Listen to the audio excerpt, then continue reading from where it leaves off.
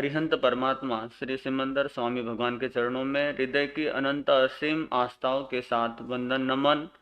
परम पूज्य परम आराध्य आचार्य भगवान के चरणों में एवं श्रमण संघीय मंत्री प्रवर पूज्य गुरुदेव श्री श्री स्मृति महाराज साहब के चरणों में वंदन नमन। प्रिय शाश्वत मुनि जी, शौर्य मुनि जी और धर्म प्रेमी बंधुओं, जैसे कि प्रारंभ में जो मंगलाचरण किया गया था, उत्तराधीन सूत्र में प्रभु महावीर फरमाते हैं कि 4 अंगों का मिलना परम दुर्लभ है।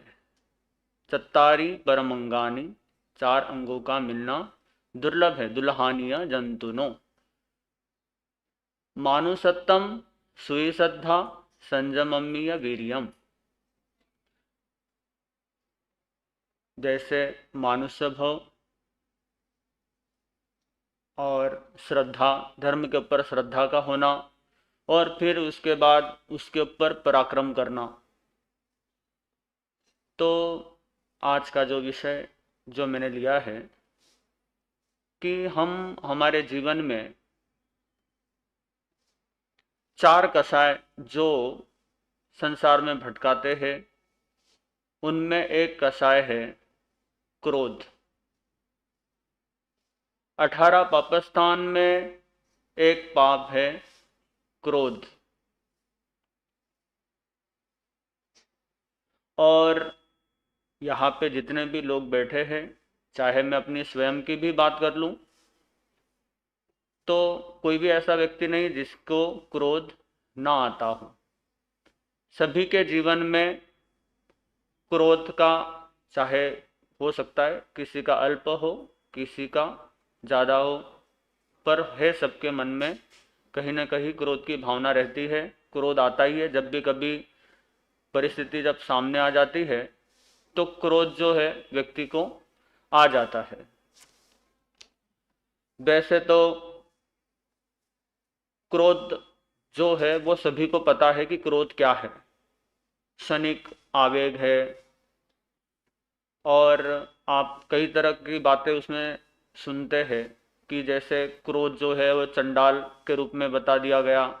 क्रोध जो है वो अग्नि के रूप में बता दिया कि जैसे अग्नि जो है वो अगर एक चिंगारी जो है वो पूरा का पूरा जंगल भी भस्म कर सकती है, वैसे एक क्रोध जो है वो पूरी जिंदगी को भी तहस नहस कर सकता है। और क्रोध के कई सारे नुकसान भी है जो आप देखते भी है। जैसे कि भगवान महावीर भी फरमाते हैं कोहोपी पनासे कि क्रोध जो है वो मैत्री का नाश कर देता है, प्रीति का नाश कर देता है।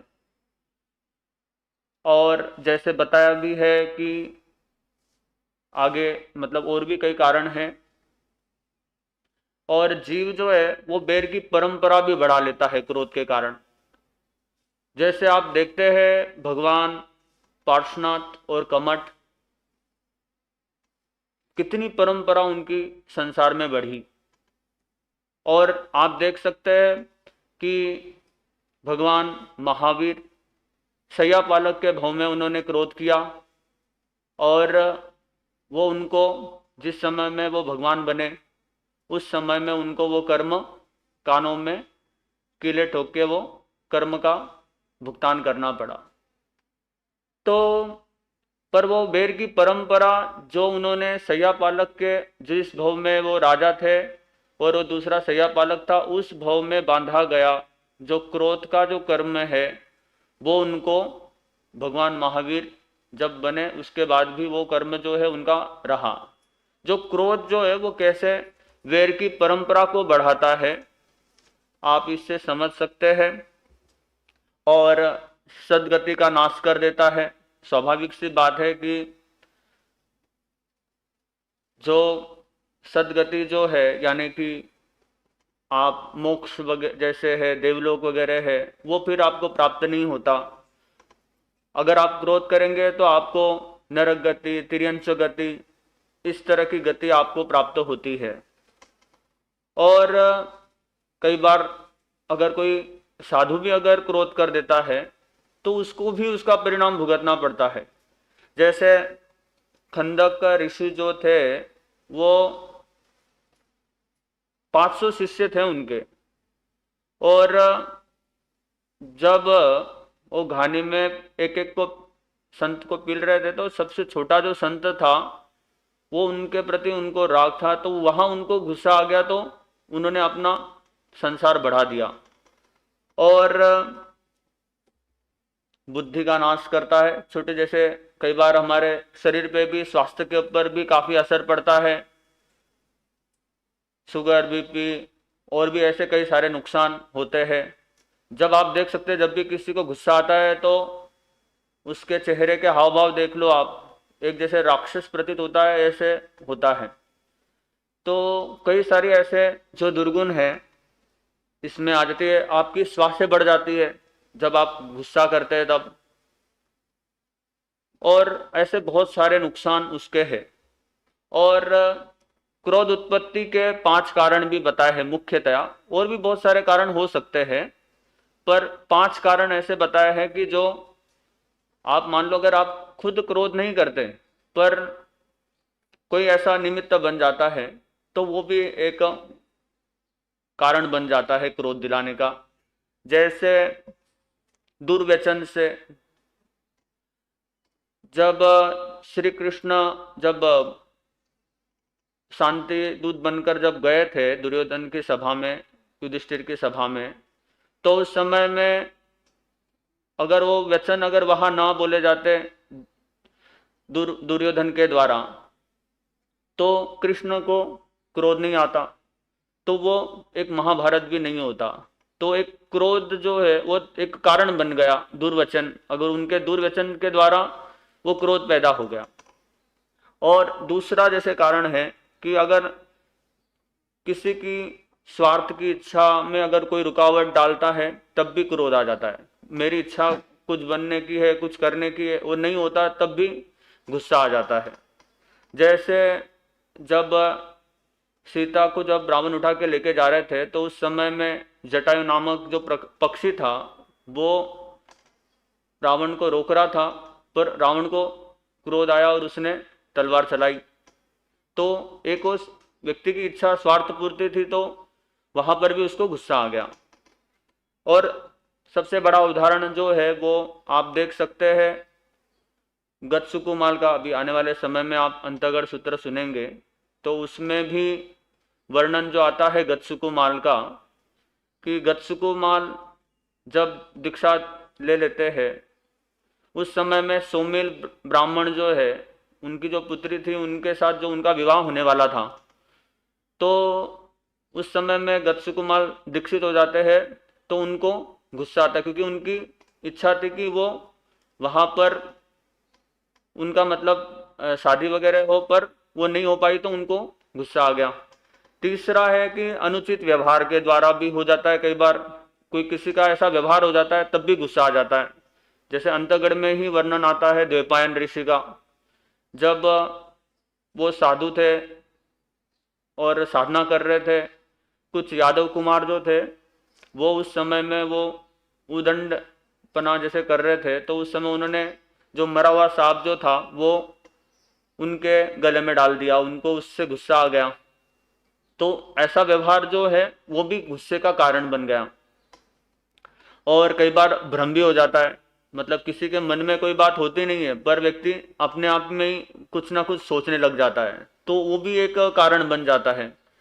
जैसे मैतार्य मुनि जो है वो जिस समय में नगर में प्रवेश कर रहे थे तो एक स्वर्णकार था, उसके घर में गए तो वहाँ स्वर्ण यव पड़े थे और कोई पक्षी आया उसने उठाया, परंतु फिर भी उसको भ्रम हो गया कि ये मुनि ने किया। तो ऐसे भी कई बार फिर उसको गुस्सा आया, फिर आगे की वो सारी चीजें हुई।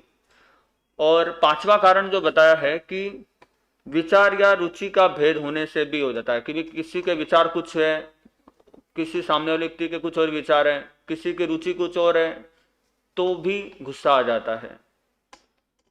जैसे कई बार हो जाता है पिता पुत्र और भी ऐसे कई सारे उदाहरण हैं। और आप समझ सकते हैं कि ऐसे जो 5 कारण हैं, भले ही आप क्रोध ना करते हो तो क्रोध किसी को दिलाए भी नहीं, और अगर आपके जीवन में हो तो आप उसको कम करने का प्रयत्न करें। और क्रोध पर अगर विजय पानी है तो कुछ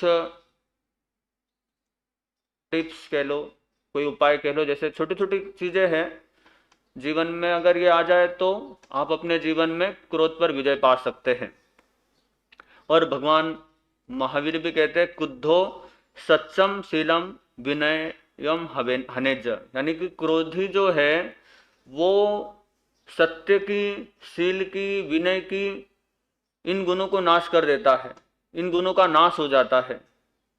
तो इसलिए अपने जीवन में इन चीज़ों का आप ध्यान रखें। और जैसे कि क्रोध को जीतने के कुछ उपाय हैं, जैसे प्लेटो एक महान दार्शनिक हुए, उन्होंने कहा कि जब भी आपको क्रोध आ जाए तो उस समय में आप उस जगह को छोड़ दो, कोई एकांत स्थान में चले जाओ। और कन्फ्यूशियस एक बाहर के दार्शनिक हुए, उन्होंने कहा कि जिस समय आपको क्रोध आए तो उस समय आप उनके कारणों पर विचार करो कि क्रोध क्यों आता है।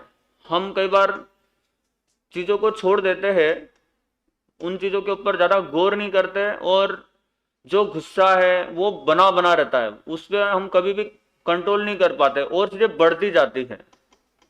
अगर आप समय पे किसी भी दुर्गुण को दूर नहीं करेंगे तो वो दुर्गुण जो है एक समय के बाद आपके ऊपर हावी हो जाता है।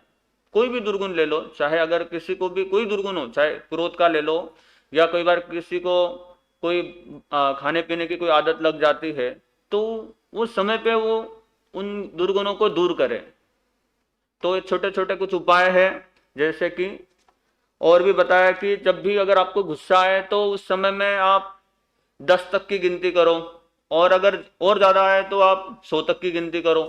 आप पंच परमेष्टि मंत्र का स्मरण भी कर सकते हैं, उससे भी बस उस समय के लिए एक क्षणिक आवेग कहा गया है, इसीलिए इन चीज़ों को बता रहे हैं कि अगर आप इन चीज़ों को भी ध्यान रखेंगे तो काफ़ी परिवर्तन आएगा। और आमतौर पे जैसे हम जब मॉर्निंग में सुबह के समय जब उठते हैं तब हम प्रतिज्ञा कर लें कि आज मैं क्रोध नहीं करूँगा, तो वो भी एक संकल्प जो है वो बहुत काम करता है। अगर संकल्प जो है उन चीज़ों को आपको सहायता देता है कि आप उसको ना करें, आता भी होगा तो भी वो धीरे धीरे कम हो जाएगा। और आप ये भी कर सकते हैं कि कुछ अच्छे विचार, या जिससे आपकी क्रोध शांत हो, आप अपने जहाँ पे आप रहते हैं उन जगह पर आप लिख कर भी कुछ रख सकते हैं, जिससे कि आपकी नज़र उस पर पड़े और वो आपको समय समय पे जागरूक करता रहे। और